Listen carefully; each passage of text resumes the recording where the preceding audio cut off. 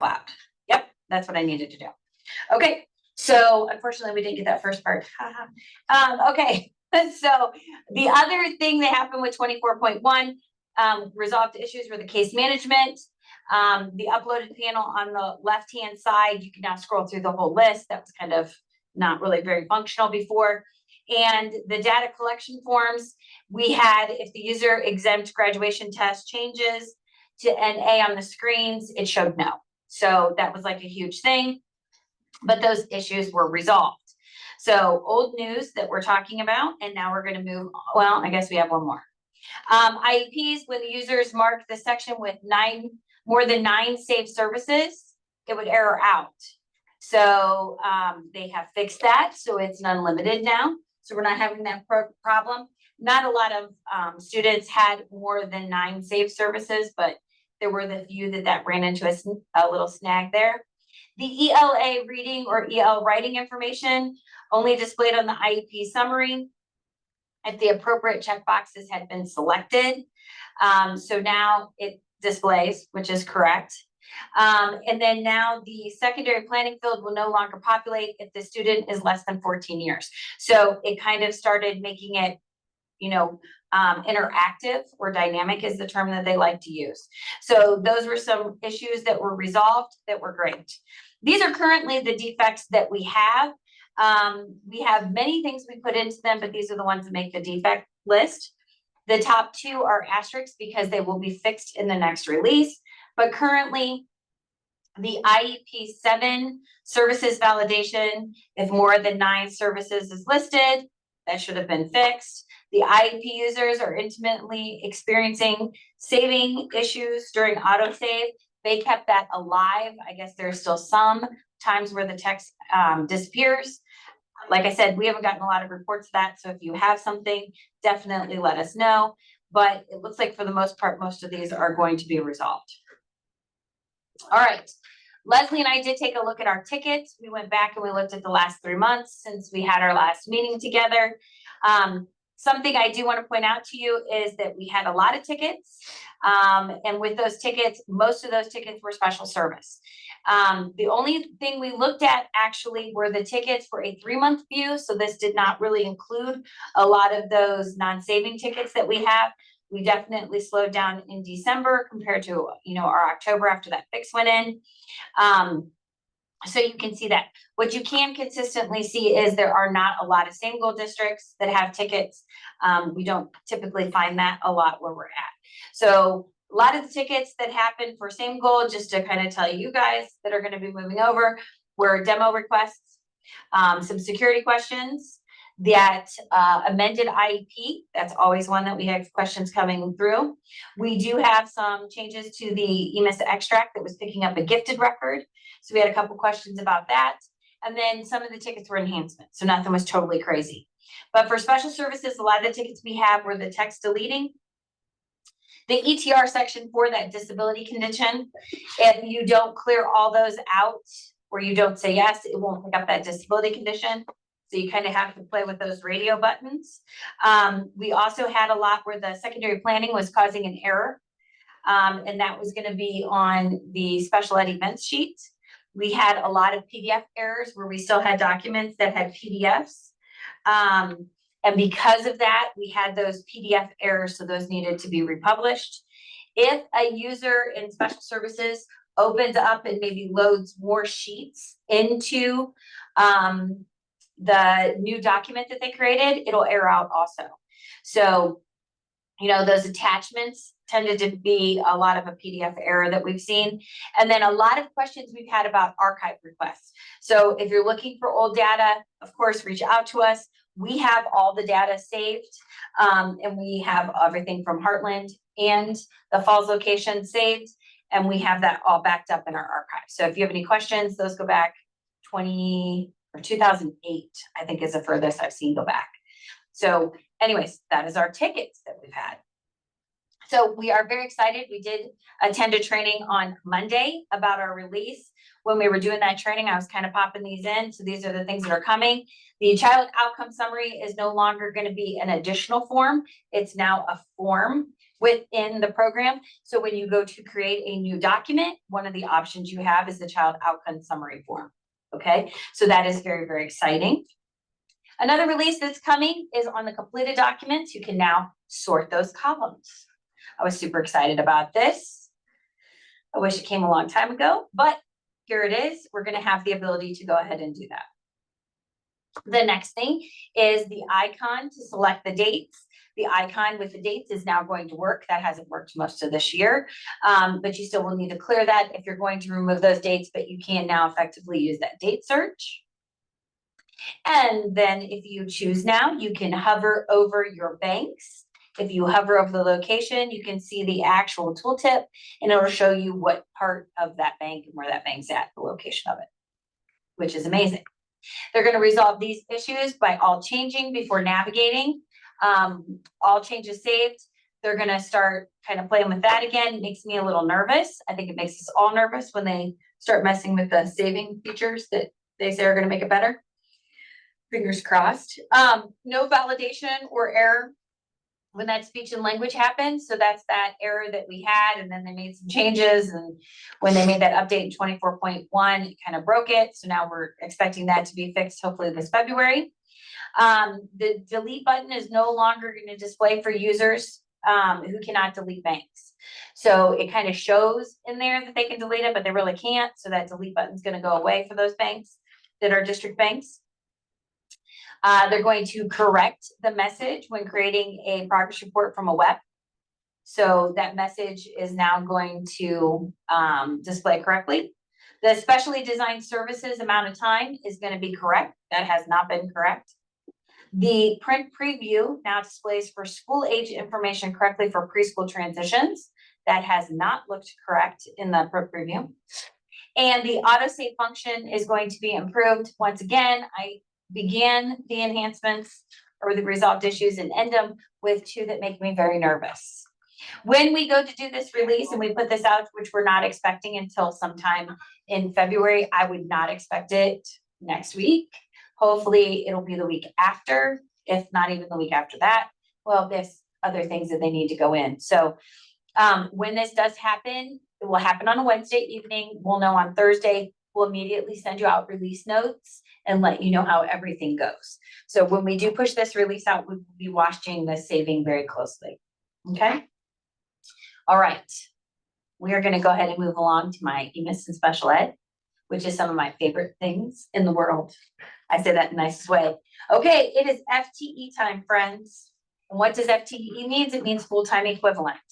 So back in the day when we used to do these meetings, we would just talk about the software, just kind of give you guys an update on the software, what was happening in there, but we've grown. I've grown, my brain's grown, I've become so smart, right? So with that becomes the FTE, the full-time equivalent. So this is the second reporting of the year for special ed. This is something that you need to speak with your EMIS coordinator about. Make sure that you have the information that you need. What full-time equivalent is this is when a student enrolls when that disability condition has an IEP that's connected to it, and whether or not we've lost a gap in funding. Okay, so FCC is federal funding. This is going to be your state funding. Some of the errors you're going to look at on the FTE detail, you want to make sure that it indicates that the special ed students are all being reported and you're getting all your special ed funding. Okay, so you could have a kiddo on this that maybe you're necessarily not getting the funding for that kid. So we want to make sure if they're special ed, we get our special ed funding. On the FTE adjustment, which is going to be our report we're going to focus on the most, we're going to be looking for disabilities, no IEPs. So these are going to be your new enrollments that enroll on, let's say, September 1st. They enroll, you put a disability code in, but you don't have an IEP because you haven't TIEP'd that in. Those are going to show some dates that we can look at some funding. So if you have multiple issues, you can very quickly lose multiple students worth of funding and leave that money on the table.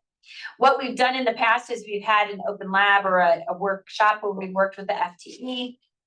But unfortunately, what I've noticed is you guys like to spend time with just me individually. And I'm very happy to do that. Okay. So what we have is we have several open labs that are in place. If you would like to join an open lab, you can join any open labs, including the Heartland open labs, because they will be prepared for you guys.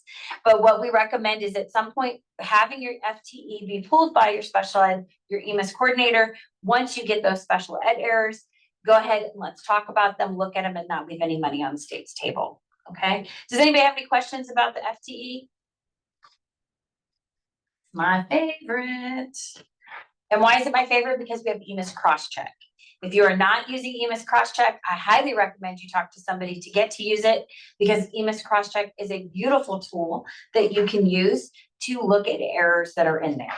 Every single person that joins cross-check, as soon as I get in there, I find all kinds of good stuff. So there really should be minimal errors in your cross-check. If you have an error on your cross-check, you are most likely not getting funding, and that student's on your FTE.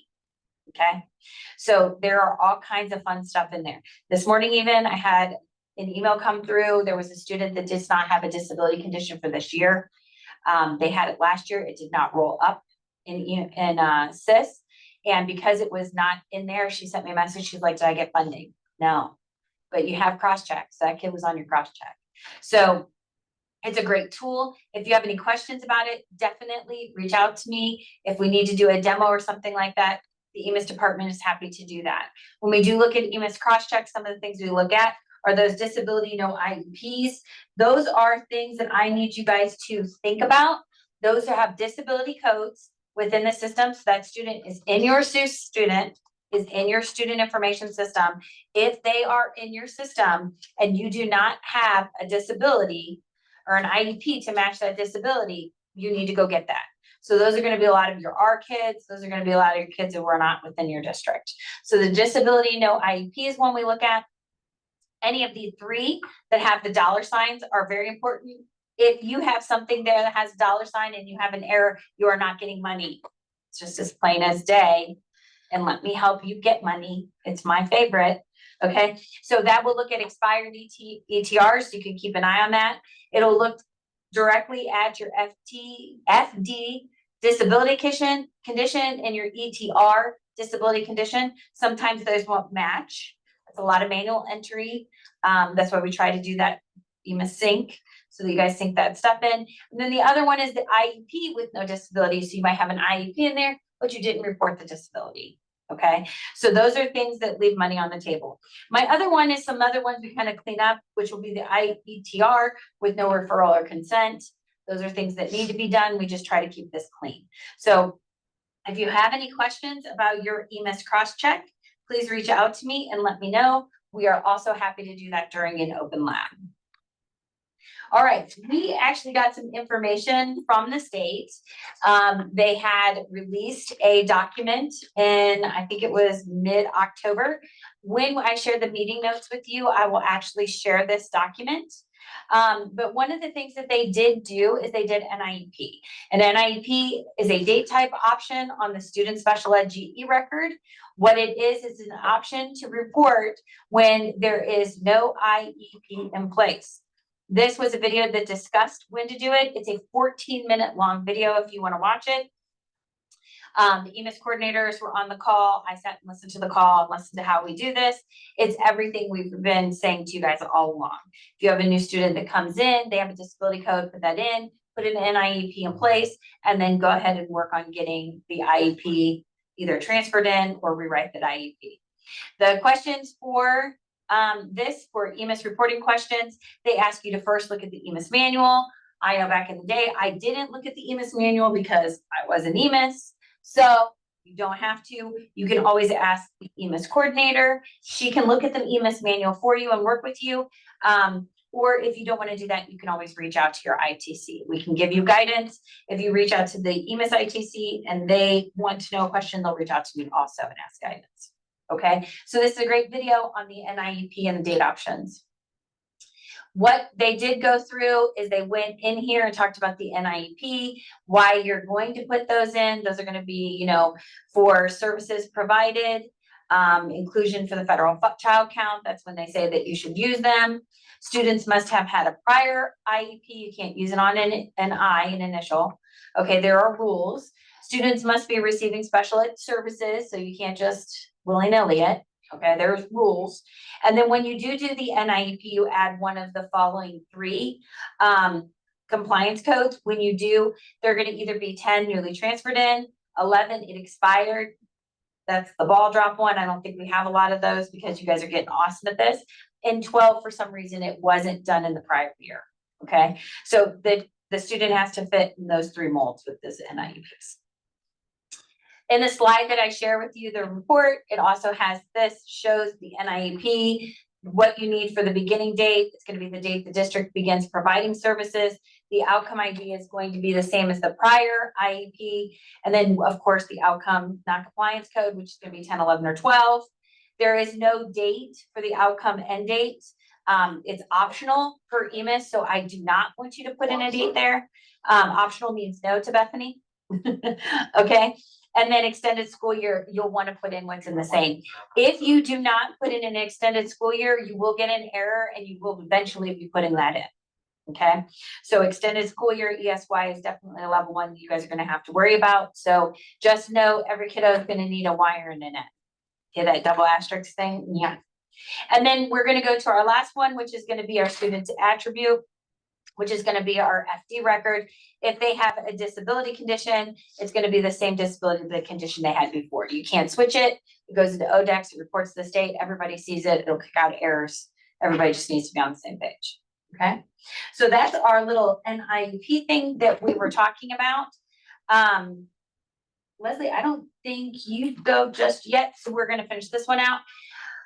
Okay, we have a really super nice gentleman who helps us with our website. And unfortunately, I go on the website maybe once every 4 months to play with it. And it's pretty cumbersome.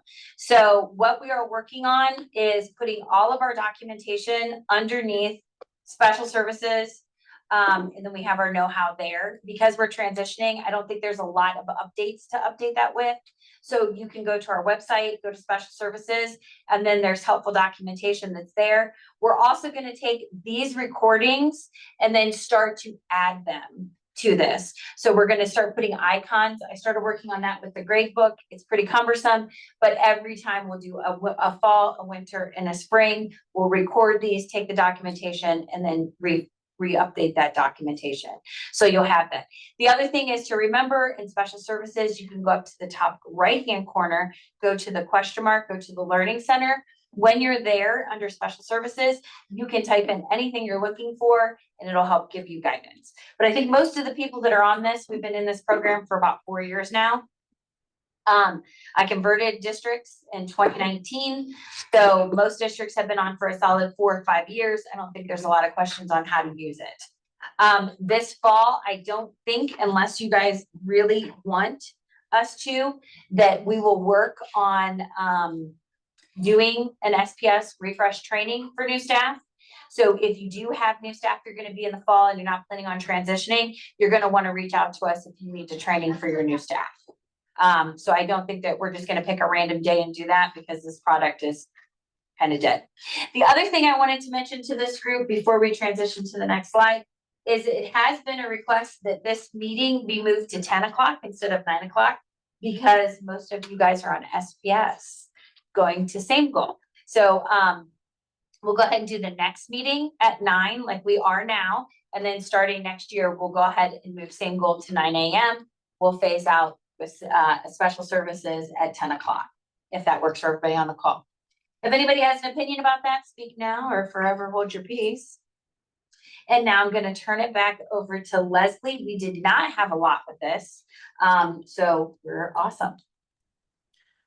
Hello, I'm going to talk about the training and meeting schedule that we have at both locations. Bethany kind of hit on this already, but these are the open labs. We also have a same goal demonstration today at 2 via Zoom if you kind of want to get a little preview of the same goal. So here are the list of open labs that are at the Cuyahoga Falls location. We also have our Spring Special Services Roundtable already scheduled for April 30th. We also have May 7th, our Educational Operating Committee. A lot of people are like, what is that? It's basically just a time when all of special services comes together and we give a little update about certain things that are going on. And our director, Matt, also gives a little update about Neonet and what is going on in an organization. So it's a nice opportunity just to kind of hear an overview of every aspect of the student information team, as well as hear from Matt. We also have a date set for our fall roundtable, which is going to be September 24th, and that will be just like today's. You can come to the Falls location. If you want to come to the Heartland location, I'm always here, and you can also join via Zoom.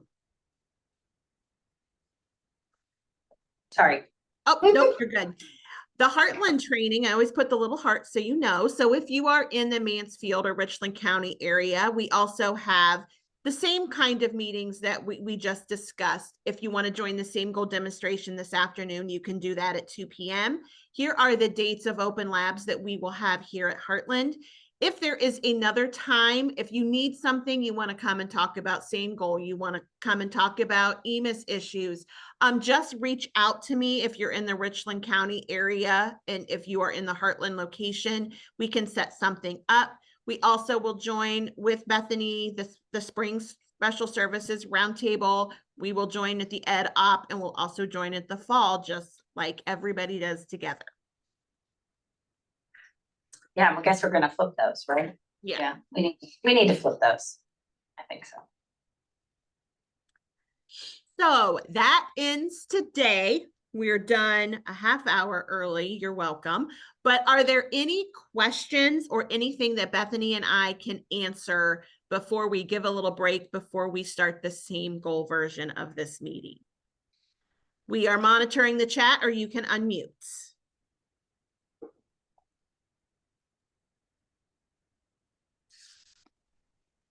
I think we're awesome. That's just my opinion. So yeah, a lot of these people that are on here, I don't think this is gonna come as a surprise, like we said, with the special services ending and sunsetting. So Leslie, I think you said you're gonna reach out to some people down in Heartland, and I'll reach out to people up north. I've got a couple emails that already came in through that are asking for dates. So once we get that date set, we'll be good, and we'll reach out to you guys. All right, can you think of anything else? Because if not, I'm gonna go ahead and close this down. And if you'd like to stay for same goal, we'll start that in 30 minutes.